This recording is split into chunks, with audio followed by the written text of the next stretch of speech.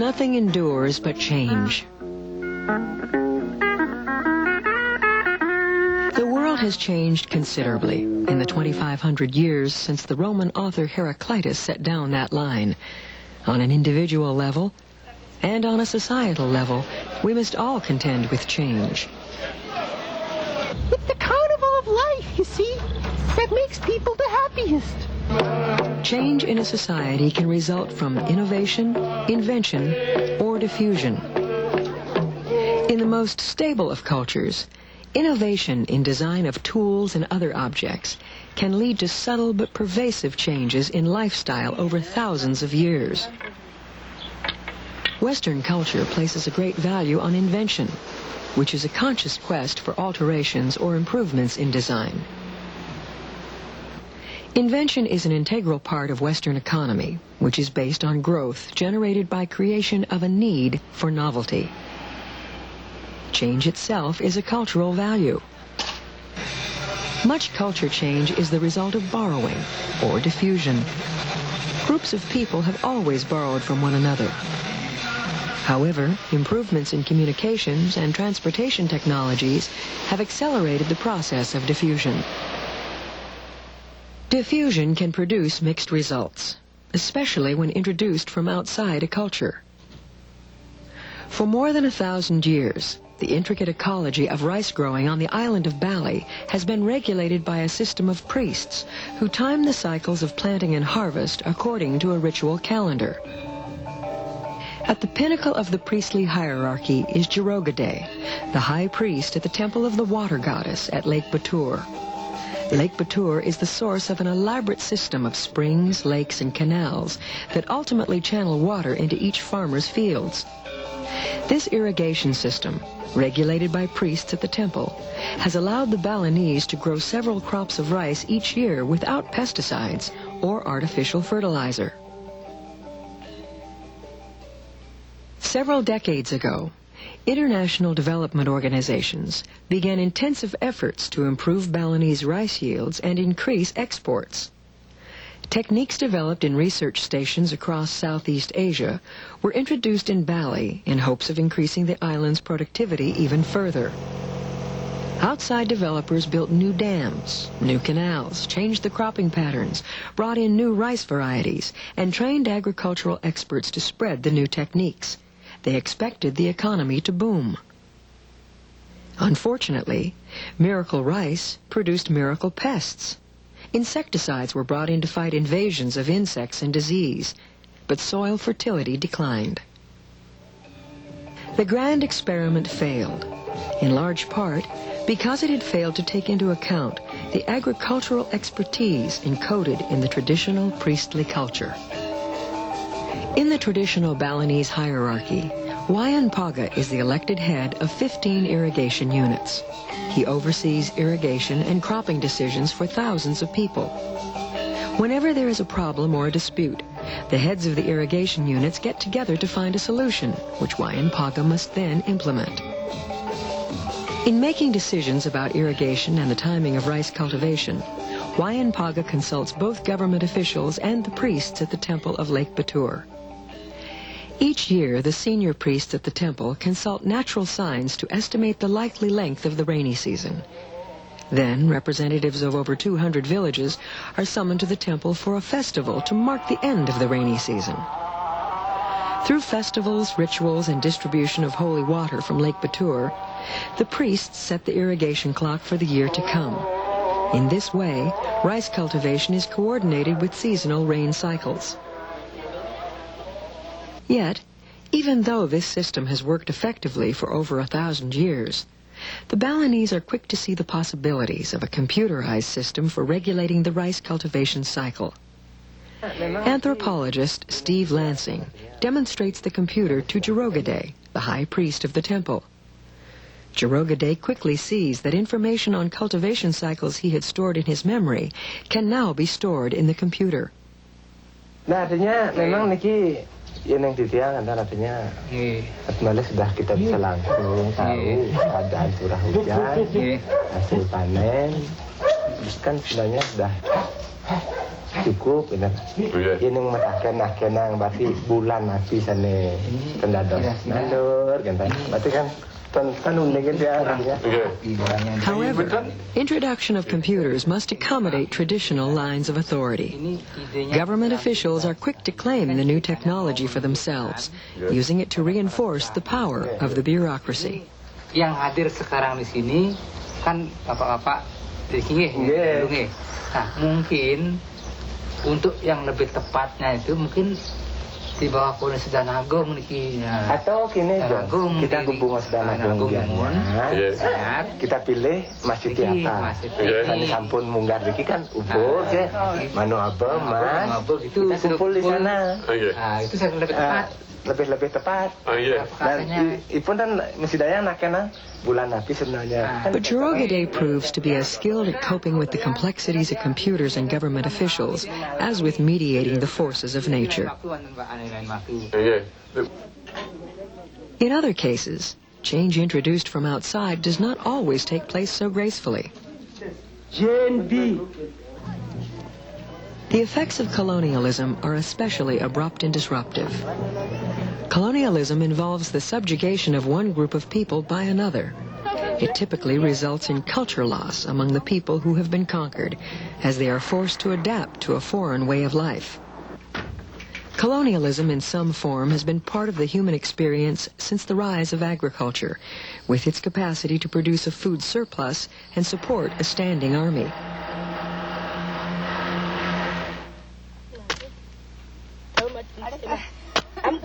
In Africa's Kalahari Desert, the Kung Bushmen fight to retain rights to what remains of their traditional land. Several decades ago, the Kung, or Juntwasi, were the last independent foraging group in southern Africa. All other so-called Bushman people had been exterminated or dispossessed. By the middle of the 20th century, their traditional lands had been taken for use by white commercial farmers, mining companies, nature conservation, and game preserves. In 1951, Samko was 10 years old. Like all Juntwasi boys, he was learning to be a hunter. He was preparing for a lifestyle that was soon to disappear. In 1970, when Samko was just 29, Bushman land was drawn on a map. The border with Botswana was fenced, cutting the people off from 90% of their traditional land and all but one of their permanent water holes. Under the Homelands Policy, the Namibian government gave much of the Juntwasi land to the Herero, another indigenous people. Another large portion of land was proclaimed a game preserve. There was no longer enough land to support hunting. The foraging economy collapsed forever. The Kung were forced to develop subsistence farming and herd cattle on what remained of their land. Samko is now a herdsman worried about his cattle. There is a continuing drought in the Kalahari, and 2 cattle from the village herd did not come back to the corral last night. The men found their cattle. The lioness was still on the kill, and very dangerous. This time she vanished when the men approached. The cow had been giving birth. The bull had cost the village much of its small earnings. In one 2-month period, lions killed 23 cattle.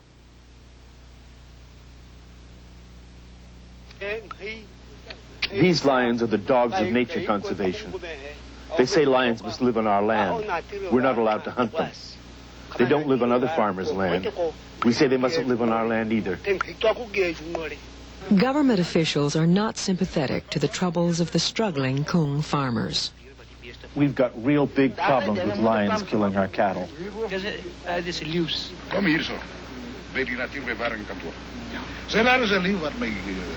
If you have a problem, come to the Nature Conservation Office here. Tell them that a lion is killing your cattle, and they can go with you, or they can give you a permit. But it must be done right. Don't just go and shoot. But the Department of Nature Conservation did not help the Juntwasi protect their cattle. Lion attacks increased. In despair, the people began to risk their lives by killing the lions with poison arrows and spears. The government provided water for elephants, but denied it to the people and their cattle. John Marshall, who has spent many years filming the Juntwasi, was on hand when farmers decided to install a water pump.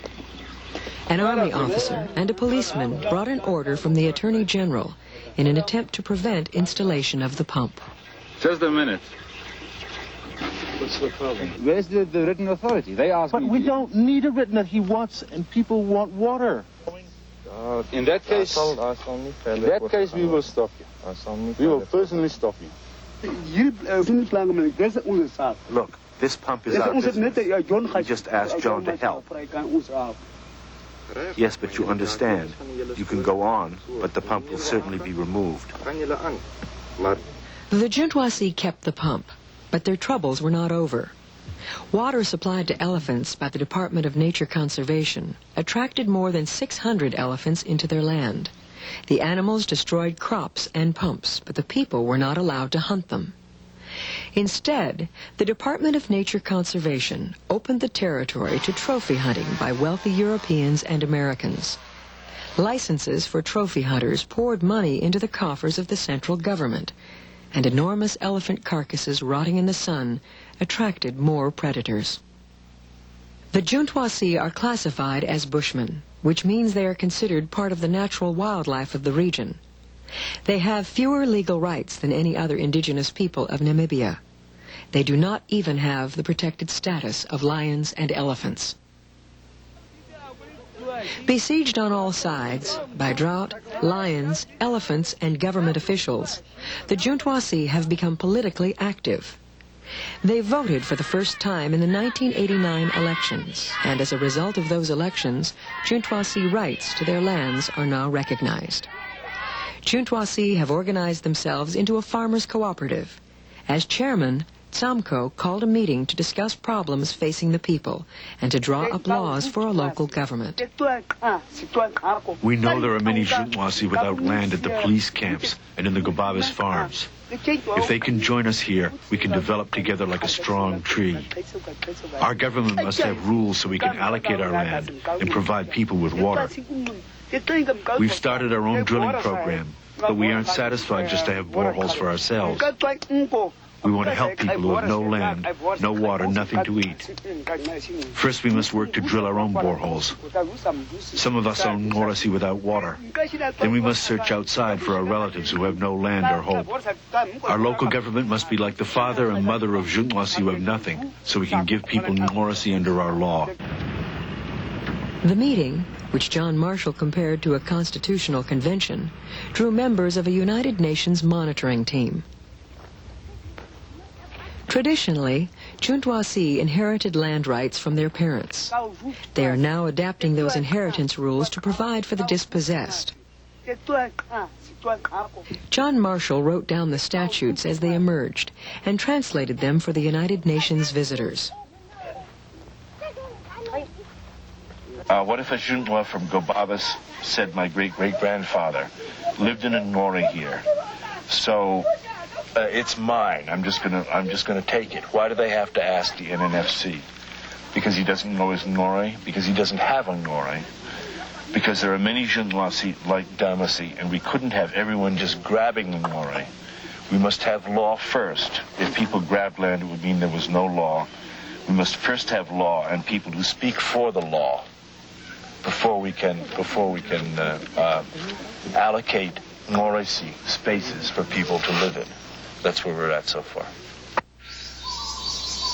On the other side of the world, in the tropical rainforest of Venezuela and Brazil, the Yanomamo are facing similar challenges. They are contending with a drastic form of culture change brought about by colonialism. Traditionally horticulturalists, the Yanomamo have long lived in isolation. In the 1980s, discovery of gold on Yanomamo territory in Brazil touched off a gold rush, bringing miners from all over the region. Anthropologist Napoleon Chagnon has studied the Yanomamo for several decades. He says mining threatens their traditions, their subsistence base, even their very lives. The impact on the Yanomamo has been of several different kinds. The most obvious and perhaps the most devastating is the sudden change in the health and epidemiological patterns, because when you bring in 50,000 new human beings into an area that only 8,000 or 9,000 lived in on the Brazilian side, you complicate epidemiological problems in the sense that many diseases that the Yanomamo had originally but were never epidemic suddenly flared up and became epidemic because there were so many new human beings that could transmit it. The miners also use techniques that involve suction pumps that suck water and mud out of the rivers, usually very small rivers. They run this effluent through wooden troughs and add mercury compounds to it to amalgamate the gold, cause it to get heavier and sink to the bottom, which is what they're looking for. But they just simply let the residue flow back into the rivers. So they're contaminating the rivers with mercury, a problem whose dimensions we are still not sure of, but mercury is known to be a very toxic substance for humans and all forms of life. We probably have yet to see what the consequence of mercury contamination will be for the health and the future of the Yanomamo, but unchecked, it could possibly be very devastating.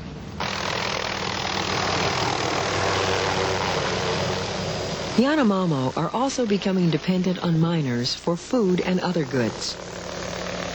At first, they give away tools, machetes, cooking pots, and begin providing the Yanomamo with food, things like rice and sugar. And eventually, particularly younger men who don't like to make gardens to begin with, become very highly dependent on mining camps that are located near their villages, and so they stop planting. And when the miners stop giving them food and other goodies, after enough miners get there and they can resist Yanomamo demands, then that puts the Yanomamo into a very unfavorable kind of relationship with the miners. They no longer are given the handouts that they originally got when the Yanomamo outnumbered the miners, and they have failed to plant their crops, so they become destitute.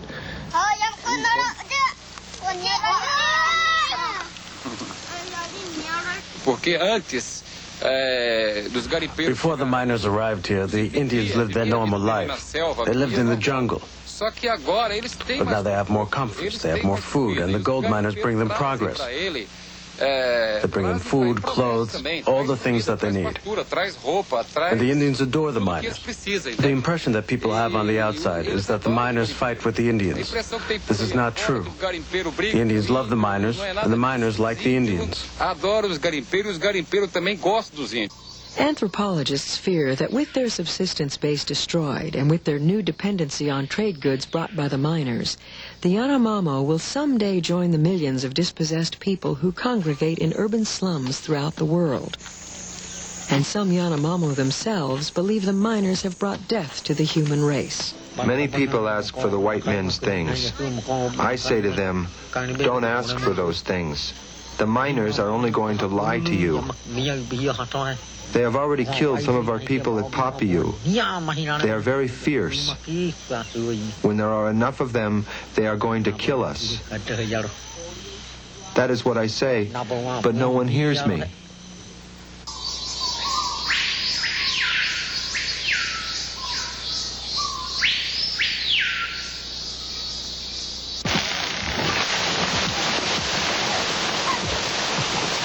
In southern Mexico, Mayan subsistence farmers are contending with more subtle forms of culture change.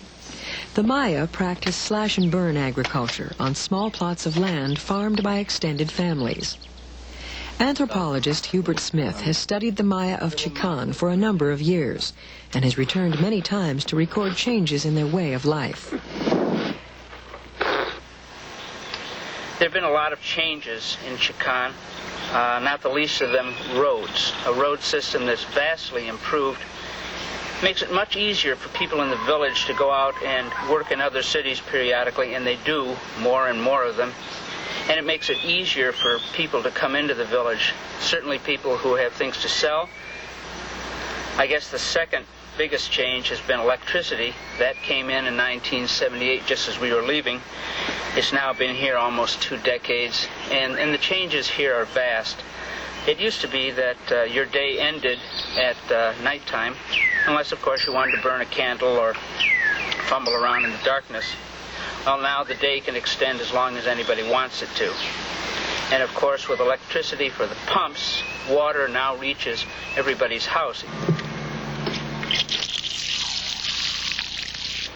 Audemaro is back home. He left school. He didn't like it.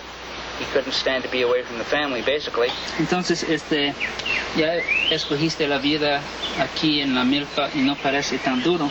Ah, sí, ya escogí. Es que prefiero terminar acá trabajando. Pues tenemos vida acá, pues estamos trabajando en la milpa. Sí. Y también trabajar con su papá siempre es fácil o de vez en cuando hay pleito. No, entre nosotros no hay pleito. Nada de pleitos. Trabajamos juntos. Romaldo has been dead 8 years. He stayed away from the village and worked in Merida and other places, and was in the town of Valladolid one evening with some of his friends. They'd finished work. They were going out to have a Coke. And walking along the highway, and a pickup truck came along, plowed into them, killed him, injured several others, and kept going. He was killed almost instantly. He was alive long enough to tell his friends to ask his friends, I guess, to promise to bring the news to his mother and father. Pues mi papá, pues, tardo en dejar de pensarlo, porque cuando vea que salen los chambeadores, pues él empieza a pensar por qué le pasó a él. Si no hubiera pasado, pues, hasta estas horas puede salir también para ir a México. But taking a look at the town as a whole, it doesn't seem a lot different, at least just to the casual eye. But there's one very, very important change, and it's hard to notice because so many of the houses are buried back here in the forest. But the population is up over 62%, yet the land base on which the community farms corn and squash and beans has remained fixed, and it will never get any bigger. So what that means is where there were 60 families farming corn before, there are now 110. There's a lot of pressure on the land, and to a certain extent they've taken up the pressure by continuously applying more and more fertilizer to the land. Now, I'm no agricultural expert. I don't know if there's a point at which they'll reach diminishing returns. Whereas in the past in Yucatan, when a community got too big for its land base, they used to split off and form a nuclear new community in another area where there was open land. They don't want to do that anymore. People are too attached to the improvements that have taken place in this community. Right about now, a lot of you seeing video games and roads and people driving up and down these simple streets in cars might be thinking, gosh, I wonder what's happening. Is life being destroyed here? Americans are ambivalent about what they consider to be their cultural artifacts coming into a life that appears to be much simpler.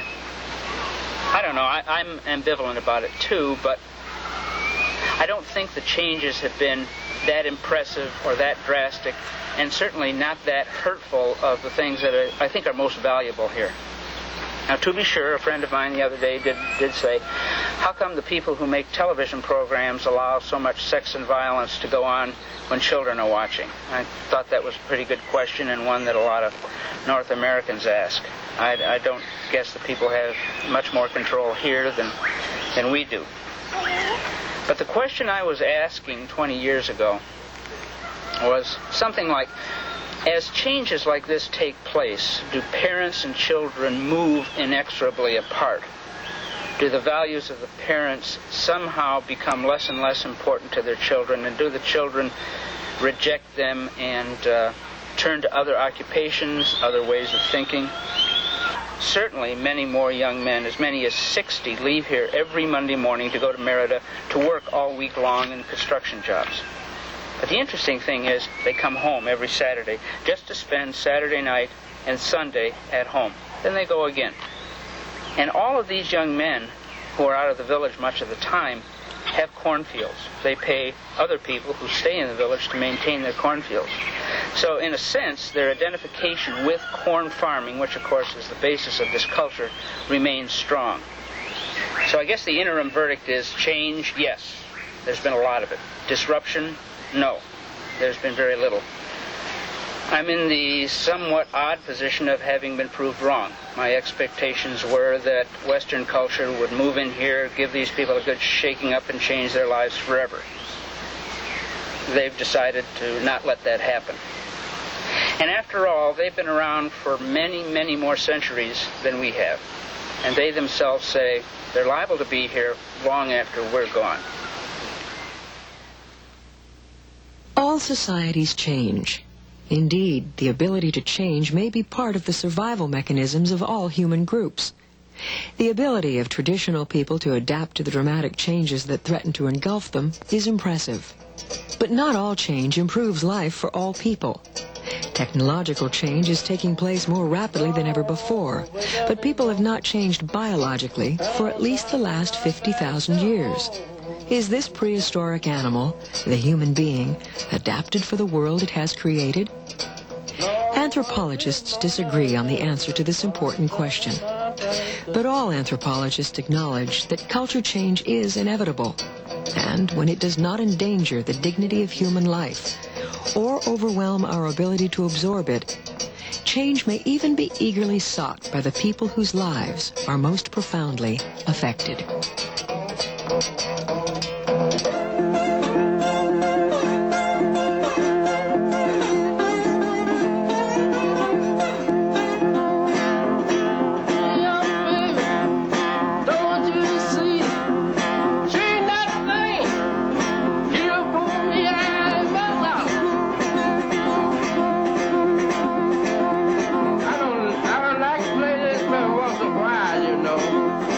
Sometimes